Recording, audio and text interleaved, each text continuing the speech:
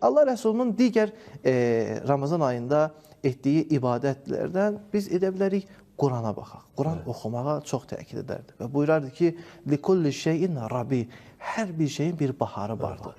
Və Rəbiul Quran şəhrur Ramazan. Və Quranın baharı da Ramazan ayıdır. Niyə görə? Yəni Quran Ramazanın baharı Qurandır, ya Quranın baharı Ramazandır. Niyə görə? Bu barədə mühəddislər bu hədisin şərhində buyurur ki, baharın xüsusiyyəti nədir? Baharın xüsusiyyətində deyir bitkilər, Dirilmə var. Deyir bir insan özünü diriltmək üçün Quran. Quran deyir Qurana qayıtmaq. Çünki diridir. Diridir, bəli. İnsan nə ilə dirilə bilər? Gözəl işarə etdiniz. Diri olanla. Quran insanı dirildə bilər. Və çox maraqlıdır ki, Əhl-i Beytin sirəsində də necə Quran oxuyağa işarə edir. Bir şəxs gəlir İmam Baqir və yaxud İmam Sadiqin yanında ki, onlar mən bu ayda, məsələn, Quran hafiziyəm, bir gün oxuyam. Deyərdi ki, yox, oxuma.